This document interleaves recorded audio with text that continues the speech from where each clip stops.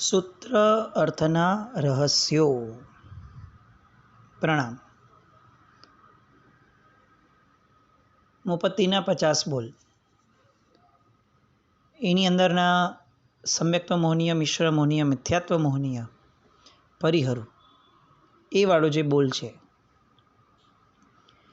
એની ચર્ચા વિચારણાઓ, એને અનુરૂપ ચિંતવના, સત્સંગ એ ધારામાં આપણે અત્યારે છીએ. ગ્રંથિભેદનું સ્વરૂપ જોયું, સિદ્ધશિલાનું મોક્ષનું સ્વરૂપ જોયું. આ બધું સાંભળતા કદાચ કંઈક અલગ લાગે, નવું લાગે, સારું લાગે. તકલીફ એ છે કે મોહનીય કર્મનો એક પ્રકાર છે, આ બહુ જ વિશિષ્ટ પ્રકાર છે. એ ક્યારે પણ સારી અને નવી વસ્તુઓને ગમાડો, એના પ્રત્યે ગમો ઊભો કરાવશે, પણ એ દિશા તરફ આગળ વધવા નહીં દે. કેમ? કારણ કે જે શુદ્ધ તરફની દિશા છે ને, એ જો એકવાર પકડાઈ ગઈ તો પછીથી મોક્ષ અથવા સંસારનો નાશ એ બહુ સરળ થઈ જશે. બેસિકલી બહુ સાદા શબ્દોમાં કહીએ, આપણને છે ને, આપણે ક્રિયાઓ કરતા રહીએ, આરાધનાઓ કરતા રહીએ, તપશ્ચર્યા, યોગ, જપ બધું જે પણ કરીએ છીએ એ બધું કરતા રહીએ ને, તો એમાં મોહનીય કર્મને એટલો બધો પ્રોબ્લેમ નથી. કારણ કે સંસારનું મૂળ ઊભું છે, સંસારનો પક્ષપાત ઊભો છે.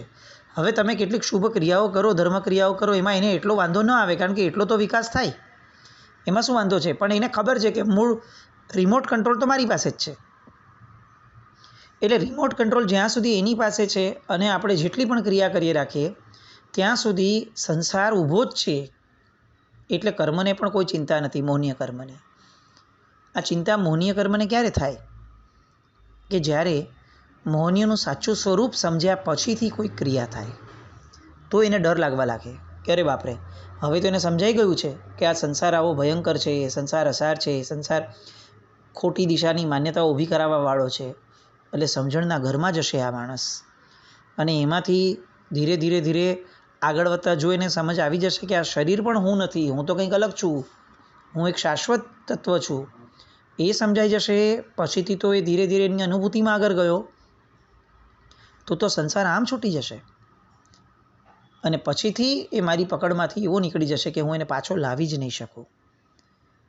એટલે શું થાય કે મોહનીય કર્મ આપણને એક રેન્જ સુધી પ્રેમથી જવા દે. આપણને લાગે કે આપણે અનાદિકાળમાં જરાય ધર્મ નહીં કર્યો હોય, ઓકે, અને આ ભાવમાં આપણે કેટલો ધર્મ કરીએ છીએ, કેટલું બધું સરસ સાંભળીએ છીએ, વ્યાખ્યાનો સાંભળીએ છીએ, મહાત્માઓની સેવા ભક્તિ કરીએ છીએ, અનુષ્ઠાનોમાં હાજરી આપીએ છીએ, કેટલા નવકાર કરીએ છીએ, ઉપદાન જેવું કંઈક કરી લીધું હોય, સામાયિકો કરીએ છીએ, મંડળમાં જઈએ છીએ, બ્લા બ્લા ચિક્કાર વસ્તુઓ આપણે કરીએ છીએ. તો આપણને એક આનંદ થાય કે ઓહો, આ મનુષ્ય ભાવને પામીને આપણે ઘણું કરી લીધું. હવે આ સ્ટેટમાં આપણે છીએ એનો કર્મસત્તાને કોઈ વાંધો જ નથી, કારણ કે એને ખબર છે કે આપણે બ્રહ્મા છીએ. આગળ વધીને એવું પણ વિચારણા કરી શકાય કે શાસ્ત્રમાં જે વર્ણન આવે છે કે આપણે ખાસા એવા ઓઘા લીધા છે પૂર્વ ભવોમાં પણ. તો પ્રશ્ન એ થાય કે ઓઘા લીધા હોય તો યાર મોક્ષ આવી જવું જોઈતું હતું ને, અને તો પછી કેમ અત્યારે અહીંયા સંસારમાં છીએ? એટલે ભલે એ ભાવમાં ન ગયા પણ એક માર્ગ તો ચાલુ થવો જોઈતો હતો. બસ આ એક્ઝેક્ટ એના જવાબ રૂપે આ વાત છે કે એને ઓઘા પણ લેવડાવ્યા ને આપણી પાસે, કર્મ એ આપણી પાસે, તો પણ, અથવા આપણે આપણા પુરુષાર્થથી ઓઘા લીધા સમજો, તો પણ ખૂણે ખાંચરે ક્યાંક ને ક્યાંક આ મોહનીય કર્મએ એવી માયાજાળ રચાવી કે આપણે સમજણના ઘરમાં ગયા વગર લીધા. એટલે હવે એક થિયરી હજી એકવાર નવી એડ થઈ, જે આપણી માટે બહુ જ ગંભીર છે, કે સમજણના ઘરમાં ગયા વગર ચારિત્ર પણ લીધું છે આપણે, તો પણ આપણે એવા સક્સેસફુલ નથી થયા. એટલે હવે પ્રશ્નચિહ્ન આવીને ઊભો રહ્યો, તો ચાલુ કરવું શું? અત્યાર સુધી આપણે તો નાનપણથી એ જ શીખ્યા છીએ કે ભાઈ સંયમ વિના નહીં ઉદ્ધાર. એટલે હવે આપણને એમ થાય કે સારું મનુષ્ય ભાવની સાર્થકતા શું? તો કે ચારિત્ર લઈ લેવું તે. અને આપણે કેટલાક મનોરથો સેવતા હતા, ક્યાંક ને ક્યાંક મનમાં રંજ રાખતા હતા કે મારાથી નથી દીક્ષા લેવાતી. અને આ તો કંઈક નવું જાણવા મળ્યું કે ચારિત્ર કદાચ લઈ પણ લીધું હશે, પણ જો સમજણના ઘરમાં નહીં હોઈએ તો મોહનીય ઊભું જ છે. અને મોહનીય ઇઝ ઇક્વલ ટુ આખો ને આખો સંસાર. 8 કર્મની સ્પાઇનલ કોડ જે છે એ મોહનીય છે. જો એ એકવાર તૂટી ગઈ, કરોડરજ્જુ તૂટી ગઈ, તો હવે એ કર્મ બાકીના 7 એ ટટ્ટાર ઊભા જ નહીં રહી શકે, ધડ ધડ ધડ પતી જશે. કોઈ પણ આત્માને કેવળ જ્ઞાન થાય ને ત્યારે ઘાતી કર્મો ક્ષય પામે.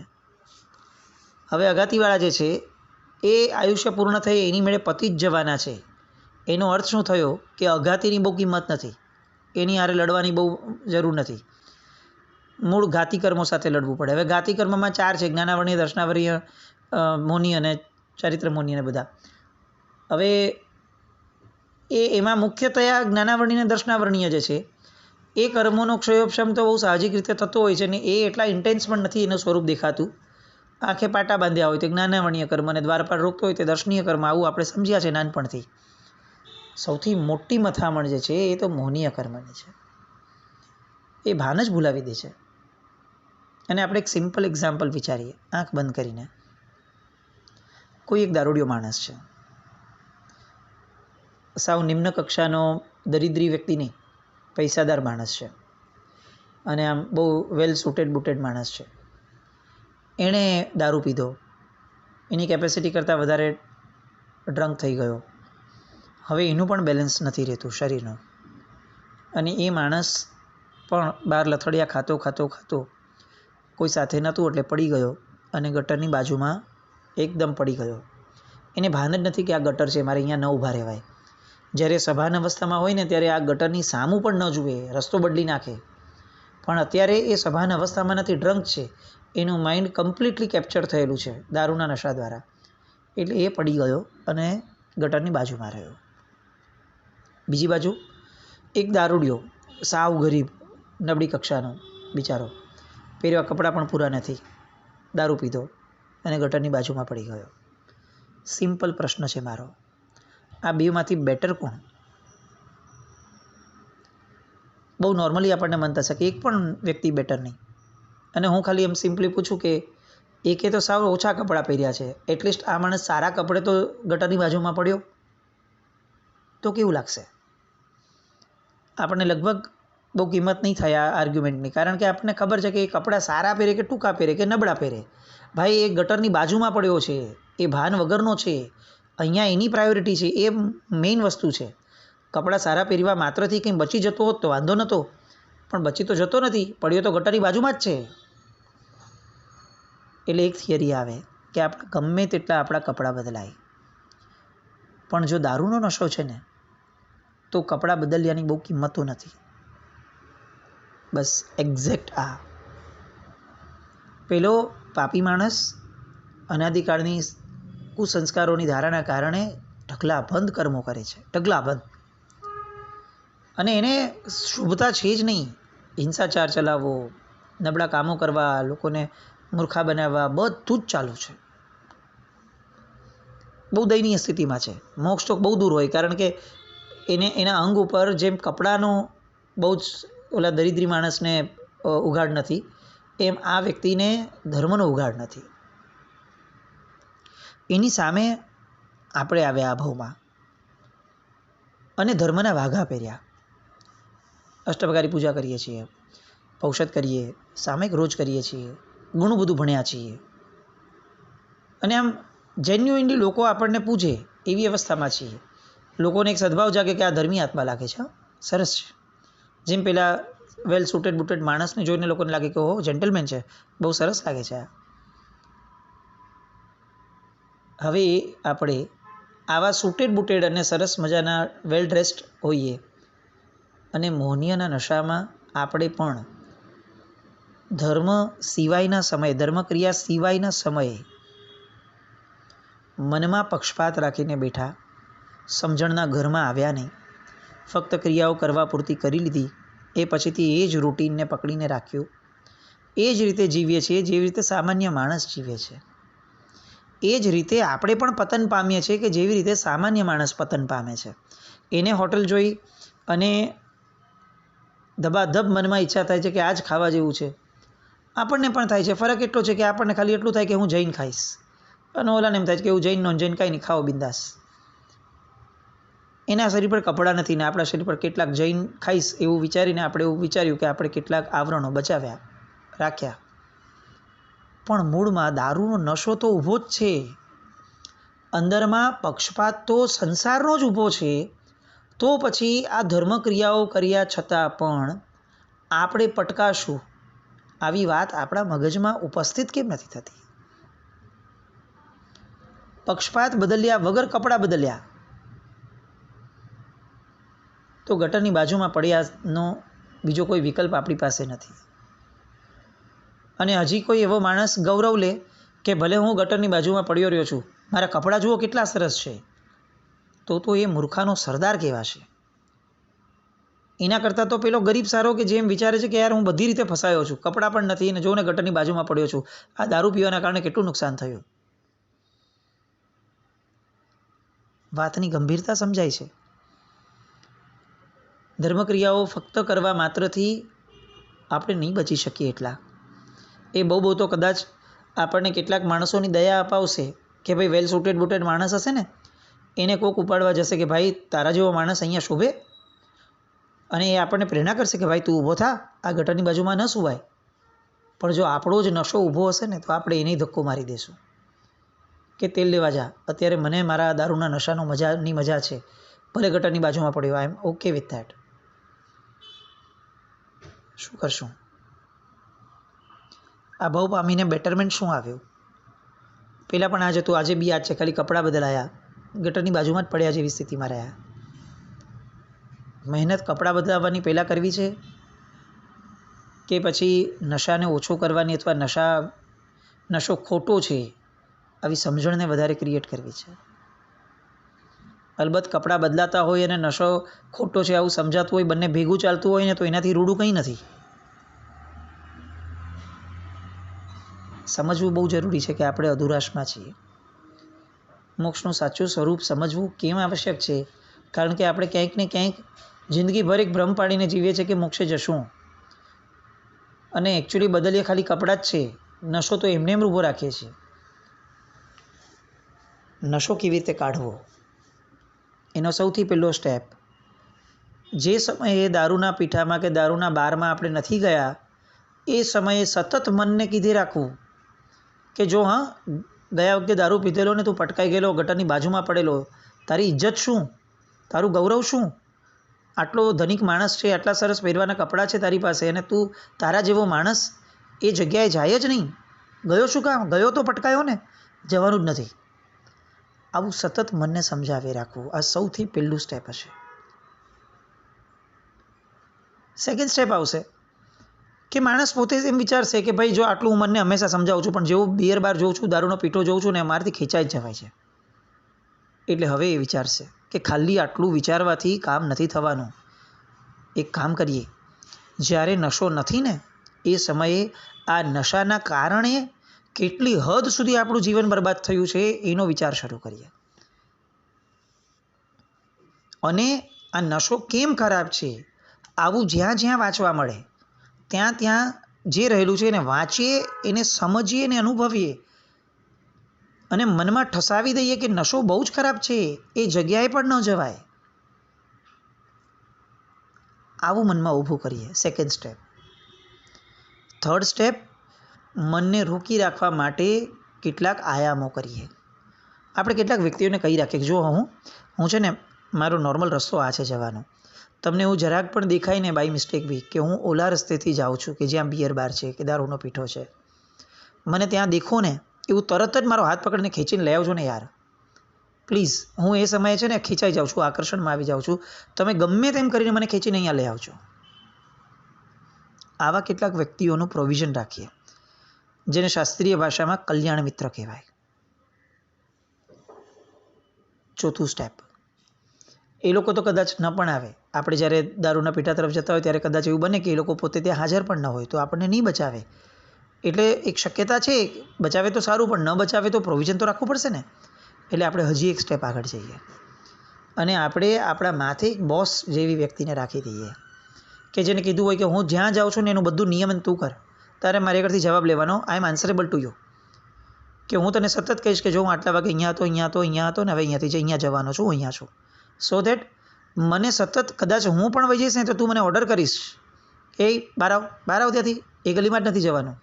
અને મને સંસ્કાર છે, આદત છે, મારી માન્યતા છે કે તું જે કંઈ મારે કરી લેવું, તો હું તે સમયે પાછો ખેંચાઈ જઈશ. હું બિયર બારથી નજીક ગયો હોઈશ તો પણ પાછો આવીશ જો તારો ઓર્ડર થશે તો. આવો એક બોસ આપણા માથે મૂકી દેવો. શાસ્ત્રીય ભાષામાં એને ગુરુ તત્વ, સદગુરુ કહેવાય. હવે એવું લાગ્યું કે ગુરુ પણ, એ બોસ જે છે એ પણ કેટલું આપણું ધ્યાન રાખશે. આ બધા પ્રોવિઝન બહુ કામમાં આવે એવા છે, પણ છતાંય હજી મારે તકેદારી રાખવી છે. બિકોઝ મારે એ ડિગ્નિફાઈડ વ્યક્તિત્વ તરીકેની મારી છાપને નથી બગાડવી. મારે નથી દારૂના પીઠા આગળ જવું. બિકોઝ એકવાર હું અંદર ગયો ને પછી હું જ્યારે પણ બહાર નીકળું છું ત્યારે હું એબ્સોલ્યુટલી સાવ આમ મૂર્છિત અવસ્થા કહી શકાય એવી અવસ્થામાં વહી જાઉં છું. કોઈ ભાન જ નથી રહેતું મારાથી. એટલે પછી છેલ્લી વિચારણા આવે કે આ બધા જ પ્રોવિઝન બરાબર છે. મૂળમાં હવે હું મારા મનની અંદરમાં એક વસ્તુને કોન્સ્ટન્ટ ઠસાવવાનો પ્રયત્ન કરું કે આ માર્ગ જ ખોટો છે. દારૂ પીવાથી સુખ મળતું જ નથી.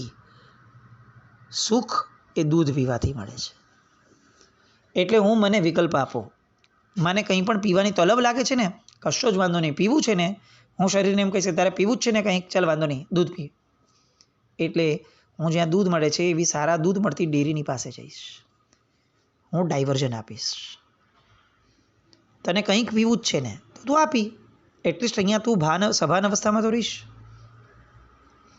એટલે એક ડાયવર્ઝન આપ્યું કે એ પક્ષપાત સંસારનો છે ને એ નહીં, પક્ષપાત ધર્મનો ઊભો કર.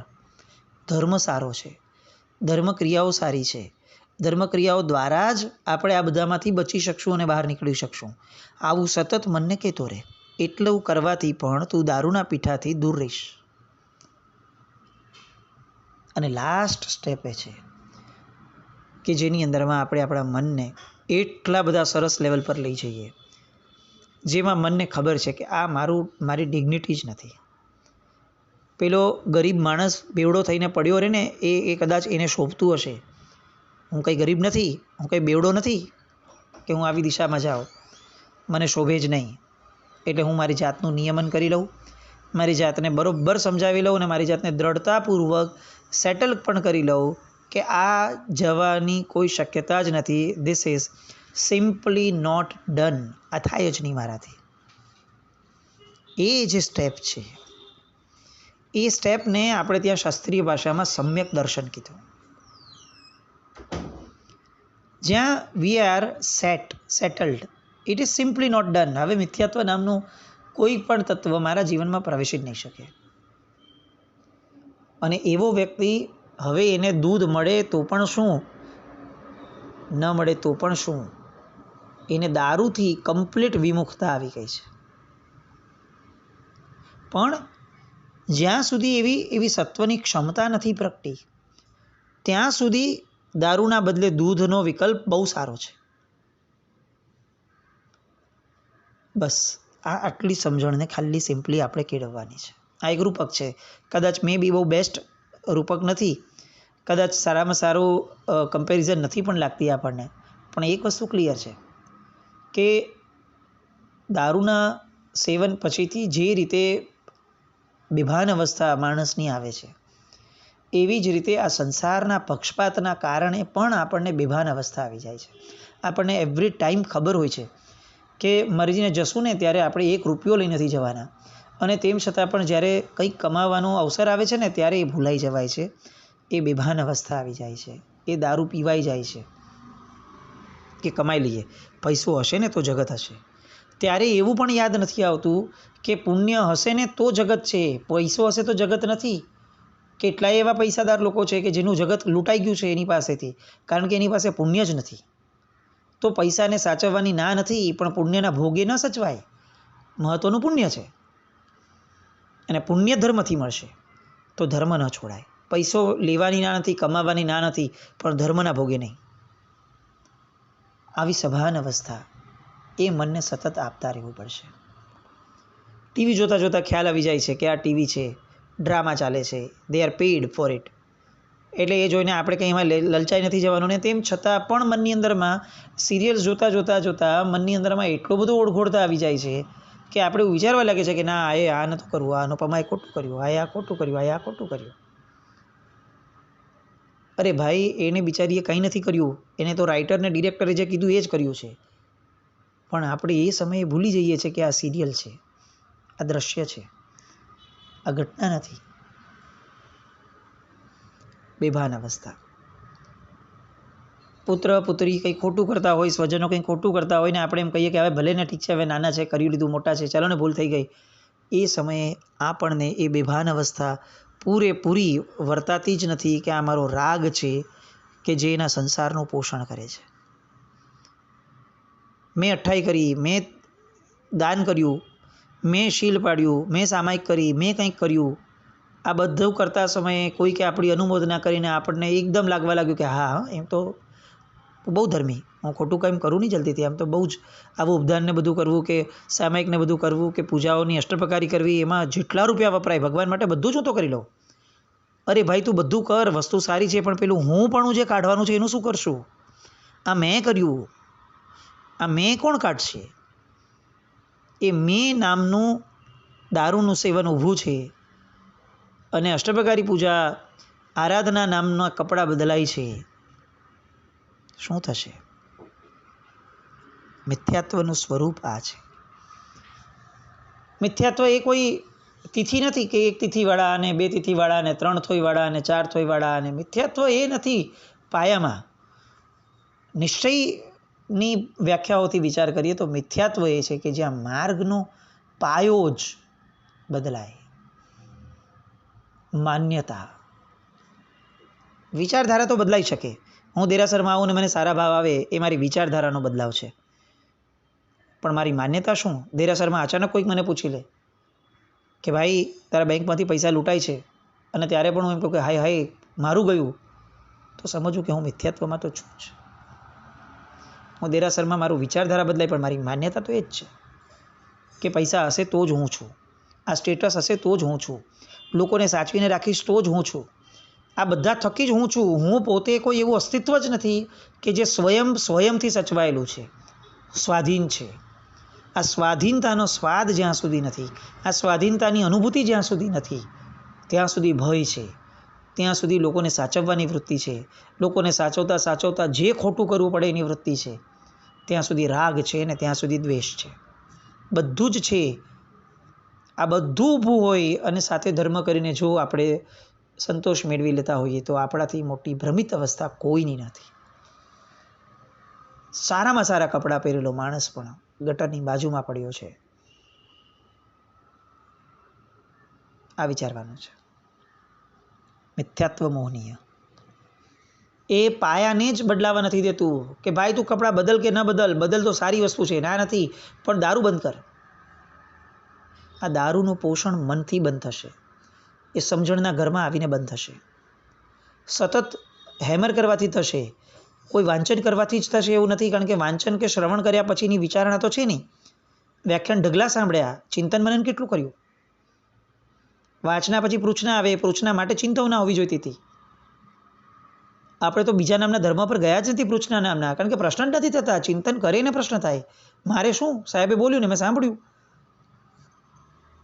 પુણ્યની માયાજાળમાં છીએ. આટલું ફળ મળે, આટલું ફળ મળે, આટલા ઉપવાસ, આટલું આ. માન્યતાનો, પક્ષપાતનો જ્યાં સુધી બદલાવ જ નથી થયો ત્યાં સુધી આ બધા ફળ મેળવીને શું કરશું? કંઈક એવું તો નથી ને કે આ ફળ મેળવવાની પણ લાલચ છે. તો લોભ થયો, લોભ કશાય થયો, કશાય સંસાર થયો. બહુ જ વિચારણીય છે. અંદરની જાતને જ્યાં સુધી ઢંઢોળશું નહીં અને મનને ઇન્વોલ્વ નહીં કરીએ ત્યાં સુધી તન દ્વારા જેટલું પણ થાય છે આ બધું એક ભ્રમ ઊભું નથી કરતું ને? આવું રીચેક કરવા જેવું છે. ક્યાંક ધર્મના નામે પણ અધર્મ નથી કરતા ને? ક્યાંક આ ધર્મના નામે કરેલા ઝઘડાઓ એ આપણો સંસાર નથી વધારતા ને? અને આવું સંસાર વધારનારા વ્યક્તિઓની પોષણમાં નથી ને આપણે? એની શહેમાં નથી ને આપણે? એકે એક પાસાઓ ચકાસવા જેવા છે જો મોક્ષે જવું છે. બહુ જ મહેનત માંગી લેશે, ઓનેસ્ટલી સ્પીકિંગ. કદાચ સિદ્ધિ તપ કરવું સહેલું છે, પણ આ મનની સાથે જે મહેનત કરવી છે ને એ બહુ મહત્ત્વની છે. અને અનાદિકાળના સંસારમાં એ જ નથી કરી. સિદ્ધિ તપો ઢગલાબંધ કર્યા હશે, માસક્ષમાં ઢગલાબંધ કર્યો છે આપણે, અને આ જ કરવાનું બેલેન્સ છે. એની માટે જ આ ભાવ છે. આવું કંઈક આપણે સમજણની ધારામાં જઈએ. જીનાજ્ઞાવૃત્ત કંઈ પણ બોલાય તો મિચ્છામિ દુક્કડમ. ક્યાંય કોઈ પણ ક્રિયા અને વિરોધાભાસ કરવાનો ભાવ નથી. આ હું ફરી રિપીટ કરું છું, એવરી ટાઈમ આ કહું છું. ક્રિયાનો, ધર્મક્રિયાનો વિરોધાભાસ કે એના પ્રત્યે અણગમો કે કોઈ અસદભાવ નહીં, પણ એની અધુરાશને ટાળવાની વાત છે ખાલી. ક્રિયા બંધ કરવાની કોઈ વિકલ્પની ધારા પણ નથી, પણ આંધળું ક્યાં નથી કરવા, સમજણ સહિત કરવું છે. બસ એ ભાવની ધારાની પુષ્ટિ થાય એવી શુભ મંગલ કામના. જીનાજ્ઞાવૃત્ત કંઈ પણ બોલે તો મિચ્છામિ દુક્કડમ. જય નમ.